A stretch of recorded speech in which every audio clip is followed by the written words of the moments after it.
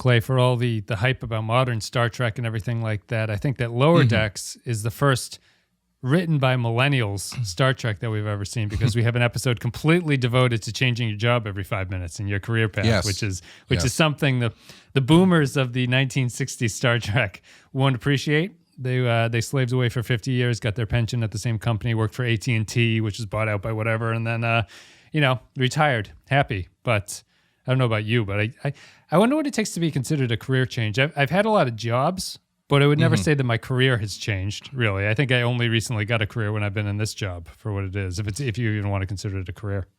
Yeah, I don't know if I would fit that millennial mold then, because I'm really good at attrition, and I just commit and just plug away until it works. So I've been doing the same thing for 15 years now, to varying degrees of success, but probably maybe longer than I should have. But, did you have a high school job that was not this? Did you do any kind of, did you work for the man at some point in your life? When I was in college in the summers, I would work as a janitor at the local schools from where I was from. But aside from that, once I got out of college, it's been all art all the time, for better or worse. Yeah. What the hell did I do? I did a lot of stupid. Did you know any of those kids? Was it popular in Worcester? Is kind of popular for high school kids to do the like telemarketing jobs that were selling like nonsense. Like those are very easy to get, and it paid relatively well because it's soul sucking. But I did that for a little bit. Worked for the electric company for a little bit. Oh, really? Commanded a starship for a couple weeks. I knew a few people who sold knives. Yes, like Cutco. door-to-door knife salesmen. Cutco, yeah.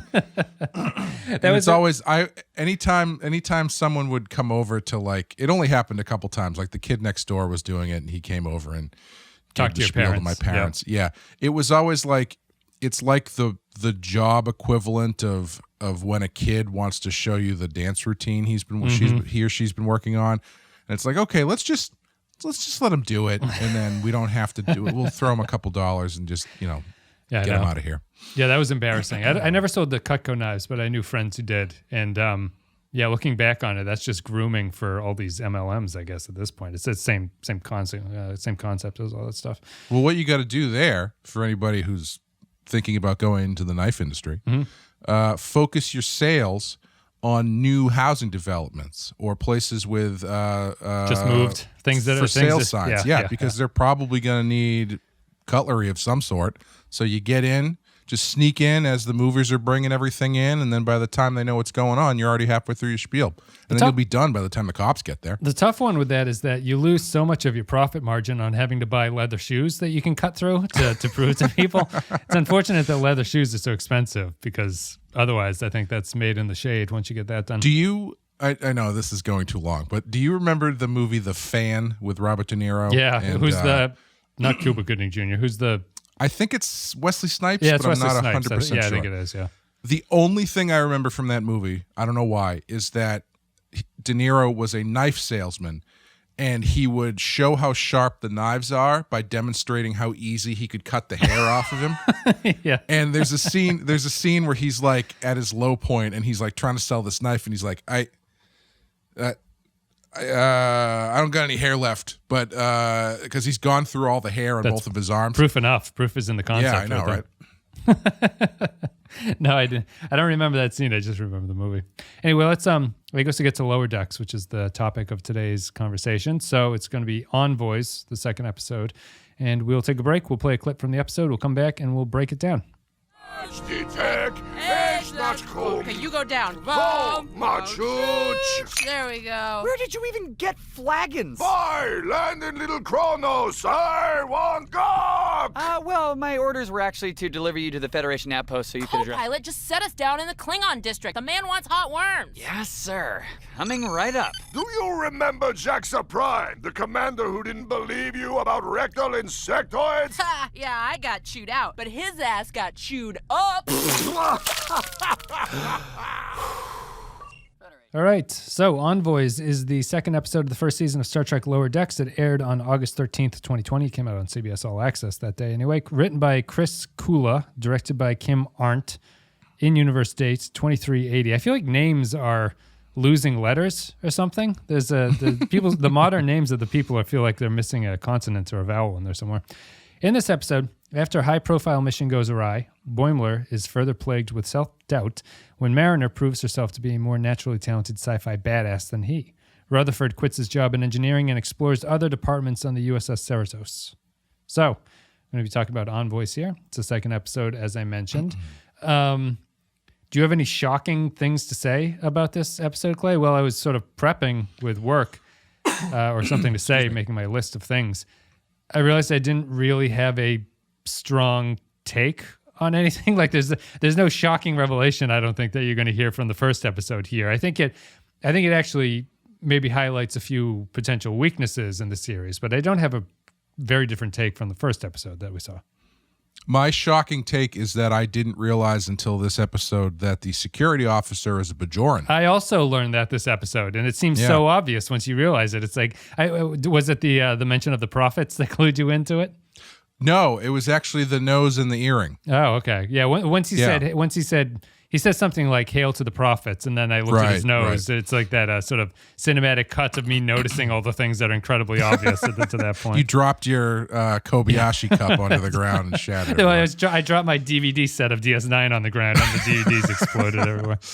Yeah, I still enjoy the show. I think it's 2 for 2 for me. I think the story itself probably isn't quite as strong as the first episode.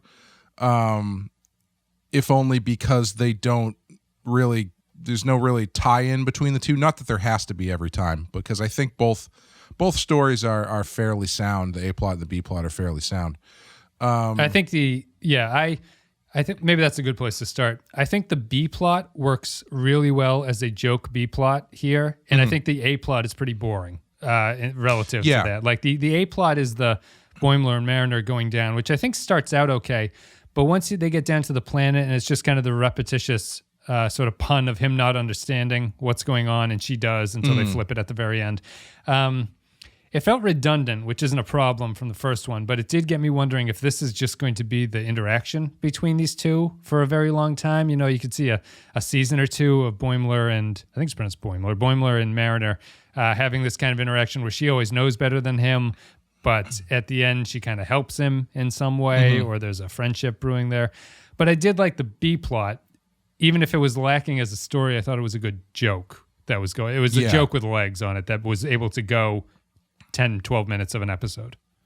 Yeah, it's a pretty simple setup, and it's one of those things where you can say, all right, here's the setup, and then just list a bunch of jokes you can do. Yeah. Separate vignettes situational for jokes. Each division. Yeah.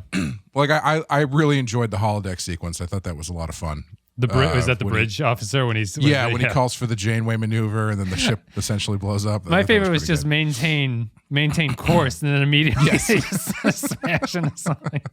Maintain course again, and it's always good to mention children being killed. That's always very funny. So it's has everything you need. I like that one. I like the security one is kind of fun, just beating up the Borg or whatever. I think that maybe the B plot's a good place to start with it, because what I was wondering was how we talked about in the first episode. The show is extremely referential to TNG, right? So the joke of there's a main joke there, which is repeated a couple times, that he is hesitant to bring up the fact to his commander that he wants to change jobs. And the joke is that they react badly at first, like, what are you going to do? And then they're like, oh, of course, you can go do that. Do whatever you want. Which I feel is a joke that's largely based on the fact that TNG or Trek, no one would ever have a problem with changing jobs. You know what I mean? So it's like the joke there is that they're referencing TNG, which is that everyone would be okay, and you're sort of free in universe to do whatever you want for a career, really, in that Star Trek universe. So no one really has a problem with it.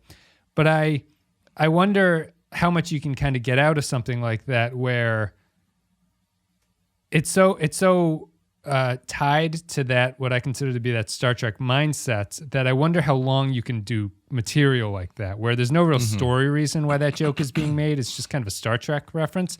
Not that that story has to have some kind of like commander feedback thing or whatever, but it feels so referential to TNG that I wonder how long you can push that button and have it be effective in a lot of ways. Sure.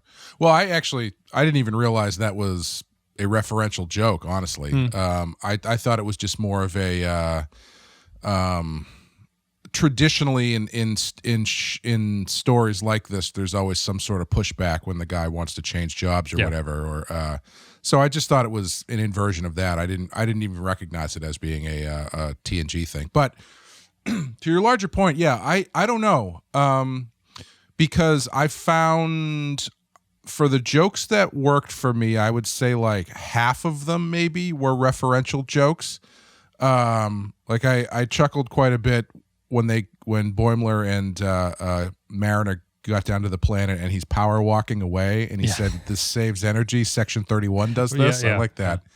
But I also liked maybe it is technically referential, but I liked the bit where the Klingon guy says, "Come, let me tell you of all my sexual conquests." But I don't really know if so it's like they've kind of got stuff that are just Star Trek jokes generally and stuff that are more referential. And I think it's going to be striking a balance is going to be the interesting thing to see how they go from here. The sexual conquest one, I think there is a ground to mix them where it's a reference, but it also works as a joke in and of itself. Like I think the sexual conquest one works because imagine if that guy wasn't a Klingon and he's just kind of like an old drinking buddy of Mariner, you could see that line being the same. Like, let me tell you about these sexual conquests. And she goes, "Oh, it works just because it's a Klingon, and conquest always works as a word that Klingons would use. So it's fun in that regard. But I think there is a ground for that area. The references they do make a lot of references. Like I almost wonder if there's just like a jar of references and you can just see it being drained as the show goes through it. But you can finish your point. I'll have a closing point about whether or not the references matter and stuff like that. But I didn't mind it here, and I find it kind of an enjoyable pace, I guess would be the way to describe the use of it. Yeah, that's kind of what I was getting at. Where I don't think yet that it's become a crutch. It's definitely not a bug. It's a feature of the show. Like, this is just how they're going to do it. But I don't think it's become something where they're doing that in place of writing jokes or in place of X, Y, or Z. Like the reference isn't the point. Yeah. Yeah. Like, did we cover Ready Player One? No. Well, I watched that I don't know, a year or so ago on my own. And I was expecting to really hate it because it's basically like references the movie. And the thing that I wasn't prepared for is, even though it's top to bottom references of stuff that you have loved from your childhood or whatever, they don't really bring a lot of attention to it or point a lot of it out.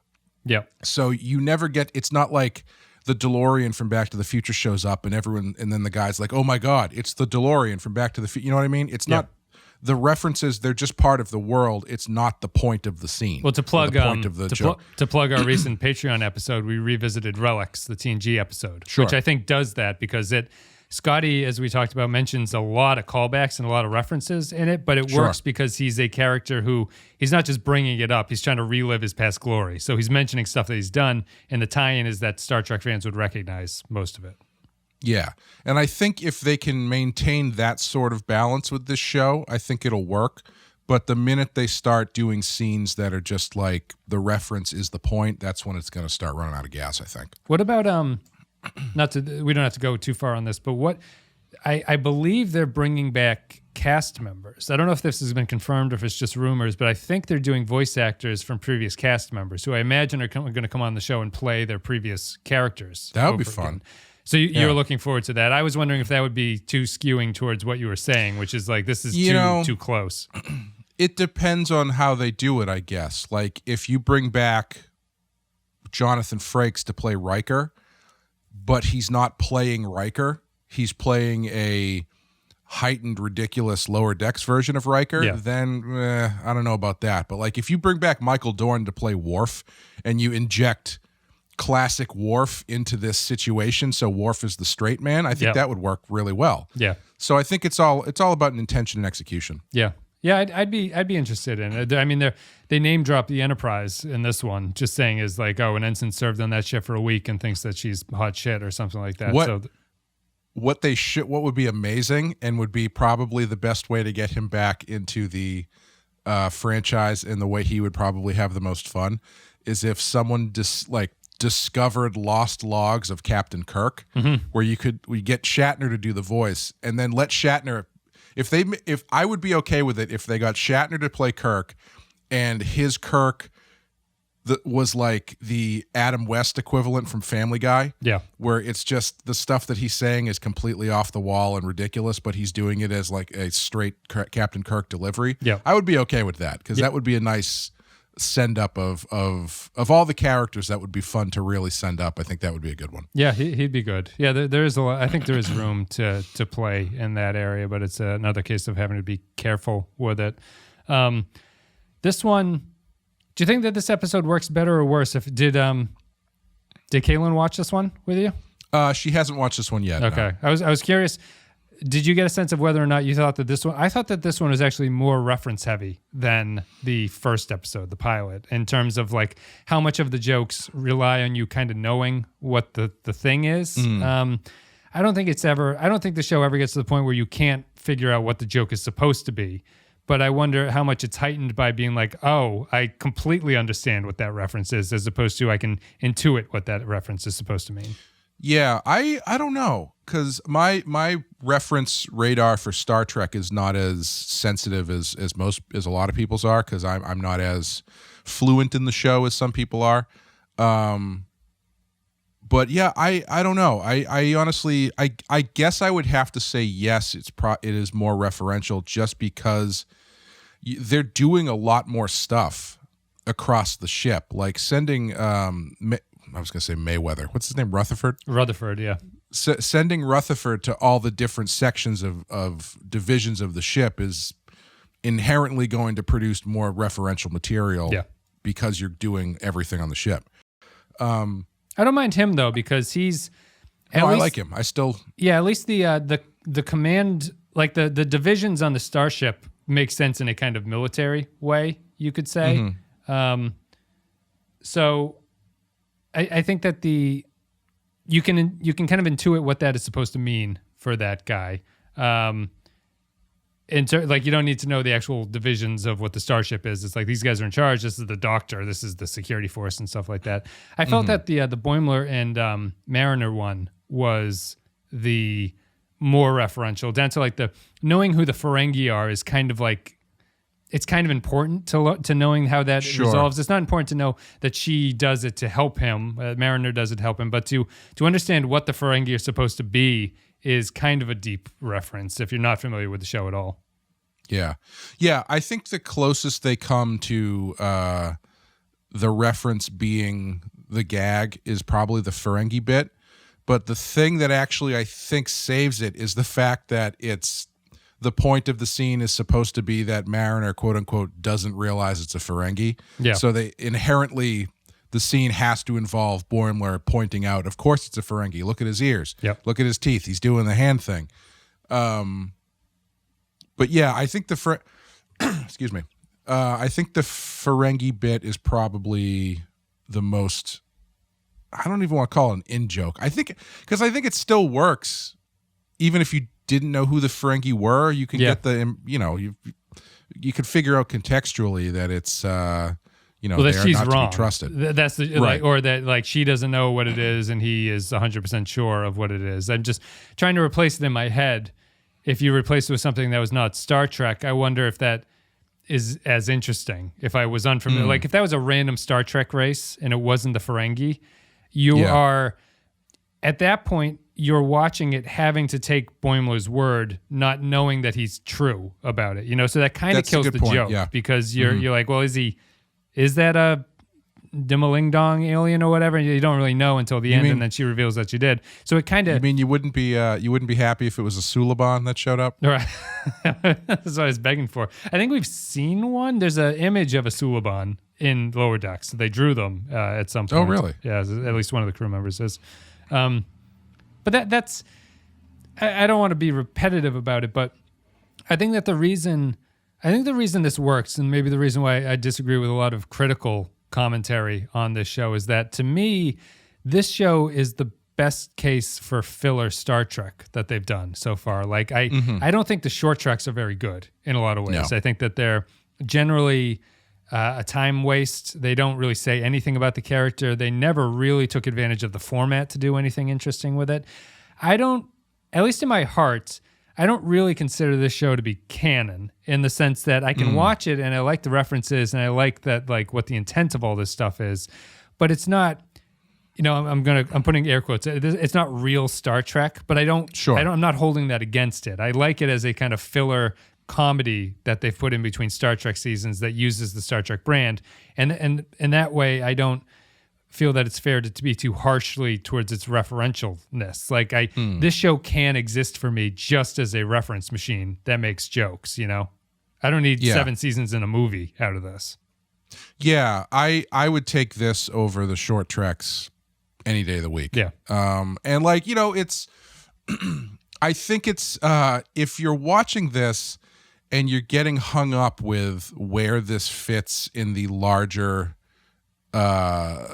specific canon of Star Trek, I kind of, I don't want to sound like an asshole, but I feel like you're doing it wrong because I agree with you completely. It's like, yeah, sure, it's quote unquote canon in that it's the stuff is happening or whatever, but like in the same universe, the characters are admitting that they're in that universe with them. Yeah, but like, I am not really gonna get worried if they don't get something right, or if like I'm not. A new Star Trek series doesn't reference a Lower Decks episode. As like something exactly. Happened. Like if in season, I'm not going to be mad if in season 2 of Picard, or I'm not expecting season 2 of Picard to reference like Ensign Rutherford or something. You know what I mean? It's like, let's put it this way: if you went to the drive-in and you went to see 2 Star Trek movies, and they played one of these episodes between the 2 movies, you would love it.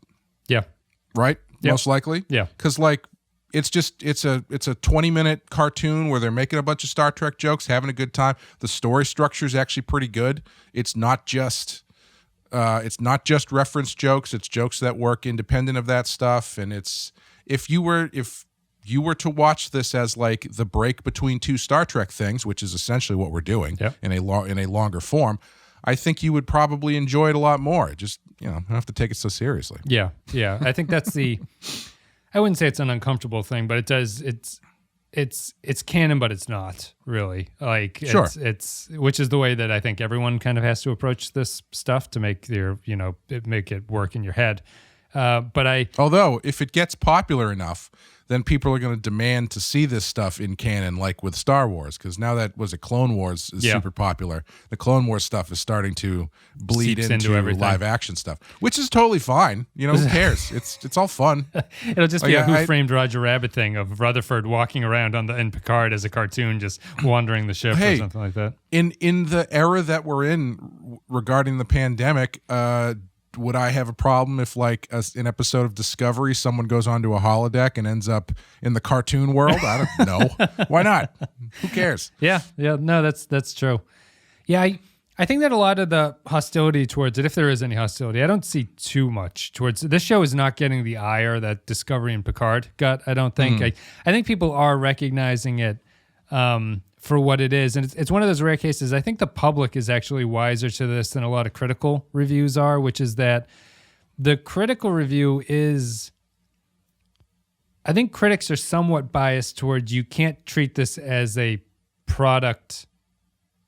ancillary product, really. Or like critics are trying to think of it as, they don't want to think of it as a adjacent product that's just kind of there to fill time, really. They'll mention it in reviews, but I think that when they're writing about it, their review just can't be, yeah, this is fine if you don't really, you're killing time between Star Trek episodes. That's not a great review about what this is. So I think they have to go into the referentialness and whether or not the show can stand on its own, independent of Star Trek. Does it need to? The more that we've seen of it, which is just the 2 episodes, I don't think it's trying to function outside of that, really. It's just trying to stand on its own. Maybe in season 2 or 3, if it goes that long, it will start to have to do stuff like that. But I don't think that wasn't the goal for this. I don't get any sense of like make a solid TV show that's animated in reference to Star Trek. It's like just do an animated thing based on Star Trek and we'll see how it goes for a year. Yeah, I don't want it to sound like we're saying the mark of quality is that it's just a disposable buffer between shows, because I think it's better than that. I'm just saying, like, that approach is going to, thinking about it that way is going to free you from the constraints of being obsessed about where it fits in continuity, et cetera, et cetera, et cetera. Because I think it does stand on its own. Yeah. And it's just like the approach to it is clearly just more of like a let's have fun with stuff approach, which I don't see as a bad thing. What was the biggest failure of this episode? Did you have a biggest failure for it? I really didn't like the A storyline. I think if you're doing such simple storylines like this, they kind of need to tie together. Like, that's just a mark of a better script, I think, is if they somehow reference each other at even towards the end. I just thought that the Boimler and Mariner stuff, I'm not sure I even really understand the resolution there, where she's all of a sudden friendly to him. It's not like I have a problem or that I think it's unrealistic that she would flip and try to help him out towards the end. But it's, I don't know if they wanted to set that tone to make it feel like it's not completely a hostile relationship between the two of them. I never get the sense that it's hostile, but I just wonder if they wanted to add a little bit of Trek ethos to this and have them they're all true friends anyway. Like, no matter what happens here, they're all comfortable with each other. Well, I've never gotten the sense that they have an antagonistic relationship. I actually think that Mariner likes Boimler, which is why she keeps doing this stuff. She's not doing it because she's trying to be a dick. I think she's doing it because she likes him. Yeah. And so, and, when you get down to the planet, she's trying to she's trying to nudge him in the right direction, but he's not taking it. So she ends up having to kind of save his ass a little bit. I think the resolution to it is a little light. Because I was actually thinking in a traditional Star Trek episode, like if this was a TNG episode and they did this story, would the resolution be that Mariner legitimately doesn't know something at the end? And so they flip the script on things where it's like Mariner's like, listen to me, I know what's going on, and then they end up in a position where she legitimately doesn't know and Boimler legitimately does know. Right. So instead of her still getting the, for lack of a better term, still having the upper hand in the situation. Yeah. She hasn't Boimler failed. Actually, she didn't make a mistake. Yeah. And ultimately Boimler finds his own worth through the actions and that are not ultimately orchestrated by Mariner. Yeah. Yeah. But I think in that case though, it's tough because in that story, I think they are actively more antagonistic to each other, right? Yeah. Because that's the cocky one who knows who's the know-it-all, and then ultimately that person gets knocked down a peg because they don't know what's going on. Right. I think maybe, I don't know if that shows a problem with Mariner as a character, because she very much is Rick Sanchez from Rick and Morty, but a much more palatable version of that. Yeah. Not as hostile. Yeah. And Rick works as a know-it-all because he lets other people fail even after he's tried to stop them. He'll try to tell them what the thing to do, but when they're like, no, you don't know everything, he'll be hands off and then let that person fail and ultimately catch them at the last second, just to prove a point to them because he's a dickhead. Mariner isn't like that, and so my worry is that Mariner will just end up being someone who can't fail. Right. I was gonna use the toxic word of Mary Sue here. Like, is Mariner going to be the perfect character who knows everything? And they've kind of developed her as that way because she was someone at the top of the mountain by serving on all the fancy starships, and she chose to go down to this lower decks level because she's happier down there. Yeah, I'm curious about that because I do get the sense that, I mean, clearly she's been knocked around quite a bit or has moved around quite a bit to certain areas. I don't know if she's like, ultimately the way that you handle that is she said that she chooses to be in lower decks, but ultimately you find out that she was put there for a reason. And she's like something that she self-justifying. did or whatever. Yeah. Yeah. So yeah, I'll be interested to see what they do with her, because as I was watching it this time, I was thinking about her character and I was thinking like, well, she's kind of like Michael Burnham in that ultimately she has the answers, but the difference is she's a more honest character from a writing standpoint because she never pretends like she doesn't have the answers. Right. Whereas Burnham ultimately is always written to be the one who comes up with the solution. Right. And unearned. And she unearnedly gets to the correct answer. Yeah, whereas Mariner clearly has a history and experience to draw from. Like, she understands how certain things work, where the rules can be bent, and all this kind of stuff. So she's doing it. I would say she's not a Mary Sue because, first of all, nobody holds her in reverence. Yep. And also because she clearly has a background that supports her actions. Yeah. Even though we haven't seen it, she clearly has the experience in the background to support the decisions that she makes and the things she can and can't do. Yeah.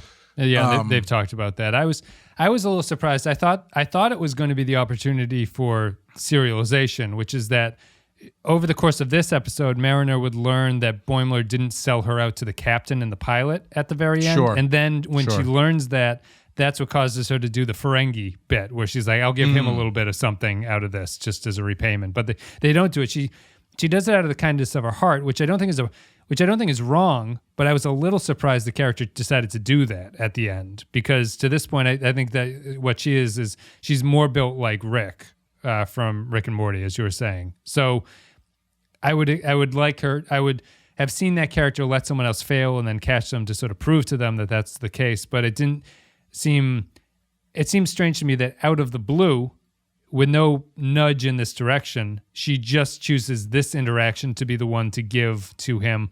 I know he had that scene where he was sort of sitting down crying about how he's going to be left alone on a planet doing and everyone's going to discover me 100 years later. And so I know that she feels bad for him. That's a good bit. Yeah. They should have mentioned the sound of her voice, I think, to tie it all together. But that was my only issue with it. Like, I understand that she's motivated to make him feel better, but at the same time, I didn't think that character was really super motivated by making relatively whiny Boimler feel better. It just felt a little bit rushed. Yeah, I think I don't disagree. But I think the difference is that, again, I think she just legitimately likes him. Yeah. So even though she's acting like a fifth grader in the way that she shows that she likes him, the fact she probably likes him and thinks that he's a pretty good Starfleet. I mean, she obviously said that to him, whether or not she was just pumping his tires or what. She says, "Oh, you're a great Starfleet, whatever." So I can see that being a reason for her to try to cheer him up a little bit, because she does like him and she doesn't want him to get discouraged. But yeah, from a storytelling standpoint, it would have been a little bit nicer to have her have a little bit more of a motivation, especially because I think having them a little bit more antagonistic isn't the word, but just a little bit more at odds would probably go a long way at this point in the story. Yeah. Because it's so early. So if they did have that conversation, where maybe she's getting a little jaded or whatever, and then he says the thing about not selling her out. So just a little bit to pull him back to her side, because she thinks that he's like, if the story is the same exact story, but the angle is that she thinks Boimler is just a pencil pusher who's just a Starfleet boy who's not going to do who doesn't actually know anything about the world or how the world works, because he's too obsessed with rank and where he sits in the hierarchy. That then gives more justifiable cause to the way that the way that they react to each other, where she is that. But I mean, that's kind of the first episode was kind of that. Yeah. But it's like, he's trying to do things by the book. She's not. Then it gets to the point where he's like, oh, I even defended you, or I didn't turn you into the captain or whatever. And that's the point where she kind of gets a glimmer of what he is, so, but that is maybe a little bit too similar to the first episode. Yeah. Yeah. I mean, that was my point. Did you have another semi weakness that you thought out of it, or anything that stood out to you? That was really my own that was my main gripe. I thought that maybe it was a little bit too simplistic, and I wasn't crazy about the way that the A plot worked in this one. Yeah, I would probably agree. I would say, I think Mariner as a character, who I actually do like. I do like the character. I do like the characterization. But I am just worried that it's going to turn into Mariner knows everything and is infallible. Yeah. Which I feel like probably is going to hamper you storytelling wise fairly quickly. I thought she seemed lower energy this episode, which would maybe be interesting to some people. It wasn't it's really just that cold open of the first episode where she's pretending to be a Klingon. Like that was the first thing everyone saw of in the pilot episode. That's the first thing everyone saw of her. And I think that just like this like cultural idea of that's what that character is was born of that moment where she was so over the top and like yelling about everything. But this one, she's much more reserved. I mean, she's still a high energy character, but she's not motor mouth or a mile a minute, really. You know? Right. How did you feel about the cold open for this one with the? I like that. I thought that was. I like the voice acting of the energy ball or whatever it was. Yes. I thought that the writing there was kind of funny. But that's very much that's very much like it feels like it was just ripped from a Star Trek episode right there and just spun slightly. Yeah. What I do like about her character is I feel like she gives you the ability to take a lot of Star Trek stuff and send it up in the way that they do, like especially in that cold open, because she's been around the block, because she has all this experience. That allows her to be the character who's like, nah, we don't have to worry about that. We can actually do this. She knows how the episode go in the original series. Exactly. Yeah. Which I think works. And if you want to compare these to the short treks, why does this work, but the Tribbles episode of the short treks didn't work for us? Oh, I kind of like the Tribbles episode of the short treks. Or did we both like that? I don't remember. I guess it didn't work for a lot of other people. It didn't work for a lot of other people, but that was they didn't like the comedy, it seems. It's hard to say. It's hard to say whether or not people legitimately didn't like the comedy of that, or they thought that it was quote unquote disrespectful to Star Trek to have that kind of comedy in it. I think maybe as Lower Decks moves on and they move into more comedy stylings, I think people will look back on the Tribble one fondly. I just have the mental image of people complaining about that is that John Benjamin's character and his commander in that one weren't talking to each other like Star Trek characters talk to each other. Like they disliked each other, which is necessary for the comedy of that episode. But that's a very old take on what Star Trek is, like, which is now changing right before our eyes. Yeah, I do think if they had just done that exact same script as an episode of Lower Decks, it would work fine. Yeah, I think the problem is that it's live action, so that puts it directly into quote unquote real Star Trek. Yeah, it becomes canon. At that point in a way that Lower Decks makes it stand out a lot more. But if they had done the same thing with a cartoon, I don't think anybody have an issue with it. Yeah. It'd probably be the best episode of Lower Decks of the season or something if they pulled it off. Yeah. Because you could imagine that it would have to have a different ending probably, but you could imagine the H. John Benjamin character being Boimler. Yep. And his commanding officer either being a different hard-nosed commanding officer or even being the captain from this show. So I think it would work pretty much the same. They lose the ship in trouble with Tribbles at the end. They have to abandon ship, which I guess you can't do. Like Mariner would probably solve the problem in the Lower Decks episode of it. Like Boimler would be I think Mariner would blow the ship up. She would blow the ship up. That would be the solving for the problem is she'd blow the ship up. Yeah. It's the series finale of Star Trek Lower Decks. And I guess just before we go, I did like the Rutherford B plotline. I think I liked Rutherford as a character. I like his voice actor. I think that his characterization is he's not super nerdy or like cowardly. My favorite president was Rutherford B plotline. He's not the generic sort of like weak-willed kind of nerdy character. He's really into what he does, but he is enthusiastically for it at the same time. And I guess I didn't see it coming, but I guess you're right that they're trying to build a relationship between Tendi and him towards the end, where they they find common ground, even though they're looking at the different things. They're doing the modern equivalent of watching a movie together while you're both on your phone at the end. But they both enjoy spending time with each other. I like him as a character. I think he's the character. We don't know much about Tandy. Maybe she'll change, or Tandy, whatever her name is. But Rutherford feels like the character that you can most easily stick into jokes like this and make them work, because he believes in the environment that he's in a way that Boimler and Mariner don't. Right. Yeah, I do. I like that. I like that B plot. I do like what they're doing with the two of them too, because they're clearly angling them toward each other, but they're not making it a foregone conclusion. Because I like that he gets the sweats when he's like, well, yeah, I guess I could just change my career, and she's like, cool, so I'll see you at 8, and he's like, yeah, he likes her, but he has to now figure out whether or not he's going to give up the stuff that he loves just to hang out with her, and then get yelled at by Paul Scheer. It's all worth it. Yeah. The ultimate resolution is nice too, where they have that bit where he's looking longingly at the circuitry of the Jeffries tube instead of the girl and the supernova or whatever they're near. The sunset, So I think those two as a couple is the way that they're handling them. I like it so far. I guess that's it. We'll call it a day there. Lower Decks, the second episode, was called Envoys. I think we both kind of liked it, similar to the first one, I think, at this point. So we're not rating these at this point, but maybe at some point I'll go back and just give my personal ratings about them. But it's hard to tell right from the start. So thank you for listening, everybody. If you want to support the show, you can go to patreon.com/thepenskyfile. It's the best way to support us. A couple dollars a month gets you extra stuff. Other than that, we'll be back with Lower Decks, and Enterprise episodes are alternating. Minefield is the next Enterprise episode, and then whatever the third episode of Lower Decks will be out the Friday after that. And I think that's pretty much it. You can join the Discord if you want to join our conversation. There'll be a link down below. All the social media is down below, too.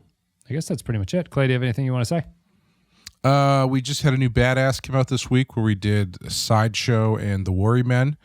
And then next week we will have, or I guess this week, next week. I get my days all mixed up with this show now.